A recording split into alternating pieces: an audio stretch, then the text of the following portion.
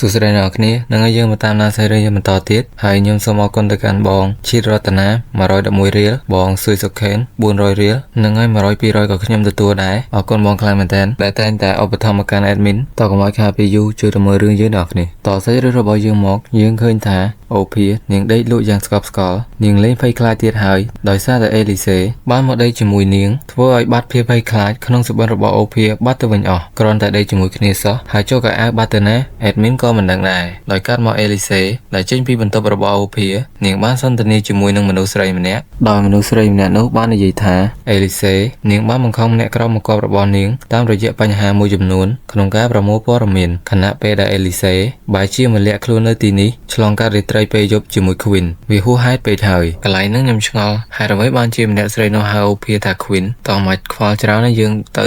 មកអេលីសេនាងថាមិនមានការជួយវាទេបន្ទាប់ពីទាំងអស់នេះការមើលភាពអស្ចារ្យរបស់ព្រះនាងការសម្រាប់ដ៏បរិសុទ្ធរបស់ព្រះនាងស្ថិតនៅក្នុងភារកិច្ច Countess របស់ខ្ញុំអេលីសេនាងបានមកសួរម្នាក់ស្រីនោះថាតើនាងនឹងមិនច្រណែនខ្ញុំទេម្នាក់ស្រីសក់លឿងនាងថាទេអេលីសេនាងបានហុចដៃអញ្ចឹងទុកព័ត៌មានដែលនាងបានប្រមូលមកឲ្យខ្ញុំម្នាក់ស្រីសក់លឿងនាងមិនចង់ឲ្យអេលីសេទេពេលនោះអេលីសេនាងបានមកប៉ះនាងហើយមិនមែនប៉ះធម្មតាទេគឺលូកចូលតែម្ដងអេលីសេនាងមិនបានធ្វើអ្វីជ្រុលនោះទេនាងគ្រាន់តែយកក្រដាសមួយប៉ុណ្ណោះហើយឲ្យចែសក់លឿងនាងលាក់ក្រដាសចិត្តយ៉ាងគុណភាពមែនអេលីសេនាងមើលក្រដាសនោះនេះគឺជាមេតបតែបានលះបង់ព្រះនាងសម្រាប់នេះឯម្នាក់ស្រីសក់លឿងនាងគិតថាព្រះហើយគិតទៅម្រាមដៃរបស់មនុស្សស្រីនេះថែមទាំងអាចផ្ទុកធម៌ពលបានយ៉ាងច្រើនទៀតផងអេលីសេនាងមើលរូបអាកៃដោយនិយាយថាវាហាក់ដូចជាគាត់ពិតជាមនុស្សរកចិត្តហើយបែរមកអ៊ីវីដ្រាហ្គននិងអូលីវពួកគេកំពុងតែប្រយុទ្ធគ្នាធ្វើឲ្យទីកន្លែងដែលនៅជុំវិញពួកគេហុយផ្សែងយ៉ាងខ្លាំង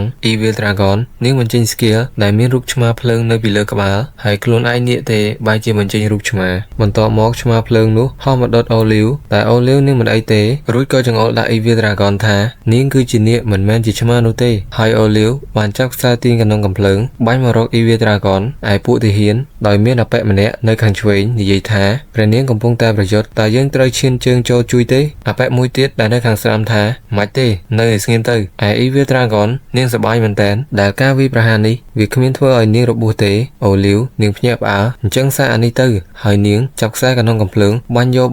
មើលទៅការបាញ់របស់នាងដូចជាគ្មានត្រូវ Evil Dragon តតែសោះឯអាកៃដែលឈរនៅពីក្រោយអូលីវដែលកំពុងប្រយុទ្ធវានិយាយថាក្លិននៃនារីស្លៀកពាក់រហែកនៅពីក្រោយផ្សែងកំភ្លើងពិតជាធ្វើឲ្យម្នាក់នេះញៀនមែនតើទាហាននៅចិត្តអាកៃអញ្ជ្រែងណាស់ចំណែកឪពុកកូនពីរនាក់នេះបានចោទអាកៃដោយស្ដេចនិយាយថាអាកៃវាមានចេតនាធ្វើឲ្យស្ត្រីទាំងពីរប្រយុទ្ធគ្នាពិតជាថោកទាបណាស់ហើយអាឡាគីបន្ថែមទៀតថាអ្វីដែលគួរឲ្យខ្មាស់អៀនគឺឯងបានឃើញរាងកាយរបស់ប្អូនស្រីយើងអាកៃវាខឹងអ្នកទាំងពីរមិនគួរនិយាយបែបនេះទេឯ Queen នាងគិតថាគួរឲ្យរំខានដល់ជីវិតមែនប្រសិនបើមិនមែនដោយសារជើងញ័ររបស់នាងទេនាងនឹងទុកពីរអ្នកនេះចោលយូរហើយអាកៃបែរមកមើលអូលីវរួចវាគិតក្នុងចិត្តថាចង្រៃយោច្បាស់នៅក្នុងហ្គេម player មិនមានសិទ្ធអាចវា NPC បានទេវាពិតជារំខានខ្ញុំណាស់ហើយអាកៃនឹកឃើញដល់ការថើបរបស់វាជាមួយ Evil Dragon ប៉ុន្តែហ្គេមមិនបានទៅទាំងស្រុងតាម script ទេដូច្នេះខ្ញុំស្មានថាការថើបពិតជាឫសគល់នៃបញ្ហាទាំងអស់របស់ខ្ញុំតើតែវាល្អប្រសើរជាង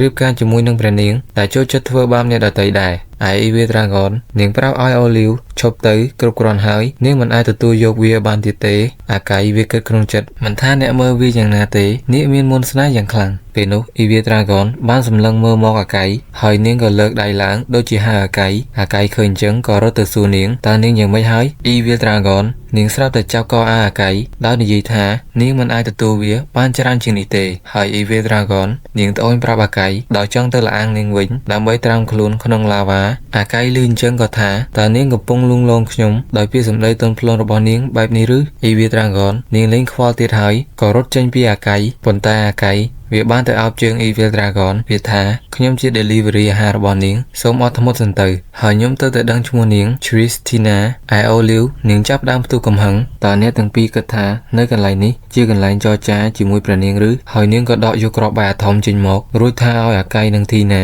ដែលខ្លាចបន្លំជាគូស្នេហ៍ដើម្បីបញ្ឆោតអារម្មណ៍របស់នាងព្រមទាំងធ្វើរឿងអាស្រូវដាក់ចំពោះមុខនាងផងដែរនាងបន្តទៀតថាអ្នកទាំងពីរត្រូវតែស្លាប់ដែលបានឲ្យសេចក្តីស្រឡាញ់របស់ព្រះនាងនេះទៅជាបំណែកហើយមិនដឹងថា អូលីវនឹងនិយាយស្អីទេដោយទាហាននៅខាងក្រោយពិតជាឆ្ងល់ខ្លាំងមែនទែនតើព្រះនាងយករបស់ធំបែបនេះមកពីណាអូលីវនាងយកគ្រាប់បែកញុកចូលក្នុងកំភ្លើងហើយអាក្នុងកំភ្លើងនោះវាស្រែកពិតជាធំណាស់ខ្ញុំជិតបាក់ឥឡូវហើយឯទាហានម្នាក់ចំហមាត់យ៉ាងធំព្រះនាងតើរបស់ធំបែបនេះអាចដាក់ចូលក្នុងកំភ្លើងនេះកើតឬអូលីវមិនខ្វល់នោះទេបានទាញខ្សែកំភ្លើងបាញ់ចេញទៅអាកៃឃើញថាគ្រាប់បែកជិតមកដល់ពួកគេក៏លើកដៃឡើងលើដោយនិយាយថាដាវរន្ទះកាត់មកខាងក្រៅរាជវាំងពពកដែលនៅខាងលើមេឃបានបាញ់រន្ទះចូលមកក្នុងរាជវាំងបញ្ជូនធម្មពលឲ្យអាកៃបន្ទាប់មកអាកៃក៏បំលែងធម្មពលរន្ទះទៅជារបាំងការពារទប់ទល់នឹងគ្រាប់បែករបស់អូលីវហើយអសង្ហាវាចូលជើគ្រាប់បែកនោះរងចាំឲ្យគ្រាប់បែកផ្ទុះហុយផ្សែងយ៉ាងខ្លាំងពេលដែលផ្សែងរសាត់ចេញអស់អាកៃវាគិតថាដោយដែលខ្ញុំបានគិតការវាយប្រហាររបស់ខ្ញុំអាចនឹងមិនធ្វើឲ្យខ្ញុំល្អទេប៉ុន្តែខ្ញុំនៅតែអាចប្រើការការពាររបស់ខ្ញុំបានស្ដេចនិងអាឡាគីភ្ញាក់ផ្អើលស៊ីមកគ្រាប់បែកប៉ុណ្ណឹងហើយនៅតែមិនអីទៀតចំណែកអាកៃវាលើកម្រាមដៃទាំងពីរឡើងទៅលើហាហាអាងហ្គេមអាចឆ្កែប្រឆាំងនឹងយើងឯងពេលនោះពពកខាងលើបញ្ចេញពន្លឺយ៉ាងខ្លាំងរួចក៏បាញ់រន្ទះផាំងប៊ីសចំអាកៃហើយក៏បណ្ដាលឲ្យថ្មនៅខាងក្រោមជើងរបស់ពួកគេបាក់ចុះក្រោមឯធីណានាងថាឲ្យអាកៃលោកល្ងីល្ងើមែនដែលបានមកបាយកម្រាលថ្មនេះអាកៃវានិយាយថាតើនេះជាគុណភាពនៃកម្រាលថ្មឬគ្រាន់តែត្រូវមកអន្ទះសោះបាក់ដែរហើយយើងឃើញថាផ្ទាំងប្រព័ន្ធបានលោតឡើងនៅខាងលើប្រហោងដែលបានបាញ់ចេញមកដោយនិយាយឌឺអាកៃថាតើឯងអាចជេរខ្ញុំឥឡូវនេះបានទេឯងកំពុងសម្លាប់យើងហើយហាហាហាអាកៃវាខឹងហ្គេមនឹងមែនតែនការវាយប្រហារដោយលួចលាក់គិតទៅឯងអាចធ្វើវាបានដែរអាសម្រាមតិចតួចដូចជាឯងគ្មានធម្មពលពិតប្រាកដទេហើយអាកៃធ្លាក់ចុះទៅក្រោមយ៉ាងលឿនដោយគិតថាអាហ្គេមនឹងមិនហ៊ានប្រឈមមុខជាមួយនឹងវាទេខណៈនោះអាកៃវាបើកភ្នែកមកវិញដោយខ្លួនរបស់វាធ្លាក់មកទំលើខ្នងធីណាដែលបានប្រែក្រឡាទៅជាសត្វនាគហើយអាកៃវាសប្បាយចិត្តដែលធីណាជួយសង្គ្រោះវាតែធីណានាងថា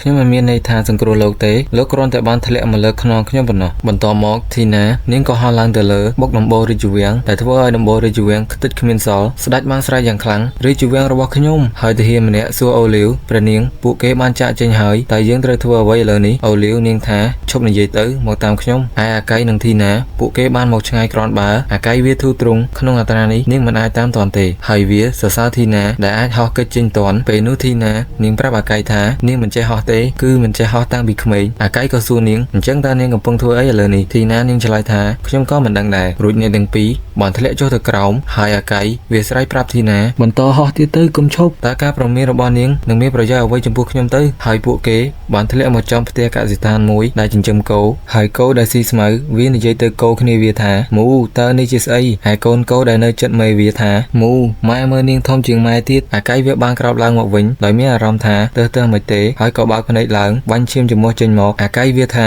វានឹងយកចម្បាំងនោះចេញឲ្យរួចវាក៏ហក់ទៅរកធីណាតែពេលនោះមានកំបិតតាំងតោកាប់មកលើជ្រុញលាន់លឺទៅដល់អាកៃដោយមនុស្សម្នាក់និយាយថាហេមេអត់ឃើញផ្លាកសរសេរនៅមាត់ទ្វារទេអីនៅថ្ងៃអាទិត្យគេមិនធ្វើការទេទោះបីជាយ៉ាងណាក៏ដោយអ្វីដែលលោកនាំមកគឺវាមានតម្លៃតខ្លួនរបស់វាយើងឃើញថាម្នាក់នោះគឺជាមនុស្សស្រីដែលមានស្នែងដោយសត្វគោហើយនាងចង់ដោះដូរជាមួយអាកៃដោយនាងប្រកល់ទឹកដោះគោសត្វចចកសត្វខ្លាឃ្មុំនិងសត្វតោដើម្បីដូរយកធីណាអាកៃគ្រាន់តែឃើញនាងវាបាញ់ឈាមចេញមកទៀតអាចែគោនាងបន្តទៀតថារហូតមកទល់នឹងពេលនេះនាងមិនដែលបានសាកល្បងទឹកដោះគោទេច្រឡំអ្នកនរគ្នាទឹកដោះនាគទេ